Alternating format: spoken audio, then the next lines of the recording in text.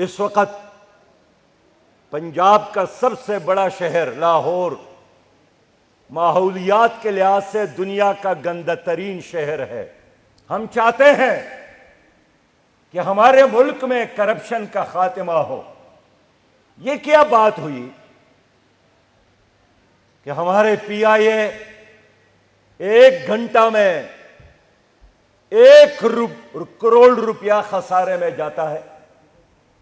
37 करोड़ रुपया माहाना steel mill खसारे में, 14 करोड़ रुपया हर महीना पीआईए रेलवे खसारे में।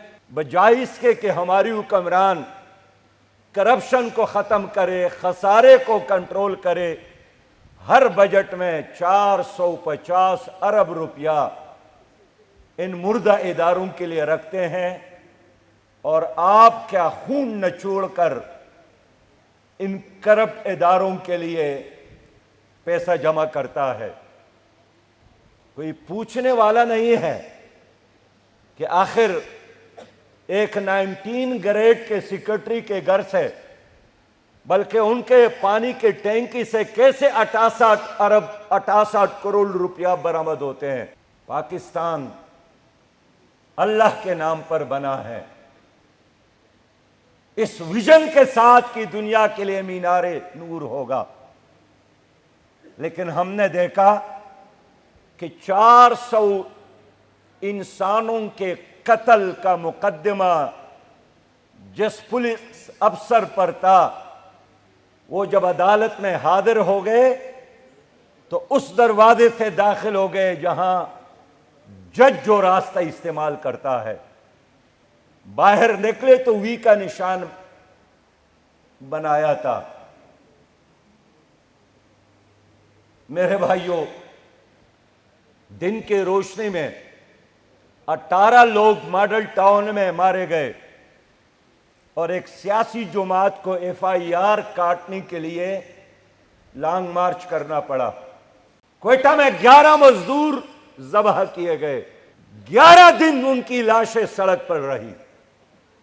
उनके वारिसीन का मुतालिबा यही था कि अगर इमरान खान साहब वज़ीर आज़म थी उस वक्त तो खुद तशरीफ लाएं, हमें तसल्ली दे। वज़ीर आज़म ने स्टेटमेंट दिया था कि यह मुझे ब्लैकमेल कर रहा है। मैं खुद वहां गया कि कौन है जो हमारे मासूम वज़ीर आज़म को ब्लैकमेल कर रहा है। रात 4 बजे मैं वहां पहुंचा, शदीद सर्दी थी, दर्जा हरारत माइनस। तो उन लाशों के सराने जो माएं बहनें और बेटियां रो रही थी, उनके दुपट्टे पटे पुराने थे। जो बच्चे मौजूद थे अपने वालिदैन पर रो रहे थे, शदीद सर्दी में उनके पांव जुराबे में नहीं थे और प्लास्टिक के चप्पल पहने थे। मैं यकसू हुआ कि गरीब है, इसलिए वज़ीर आज़म 11 इंसानों की मौत पर भी उनके पास आने के लिए तैयार नहीं है। पहले तो जीना नामुमकिन था और अब मरना भी, मौत भी मुश्किल हो गया है। साफ पानी 85% इंसानों को मुयस्सर नहीं। ईद गुजरी है, ताजर बिरादरी के स्टेटमेंट के मुताबिक 70% पाकिस्तानियों ने नए कपड़े नहीं लिए। लोगों, ये क्या हो रहा है? ये किसकी वजह से हो रहा है?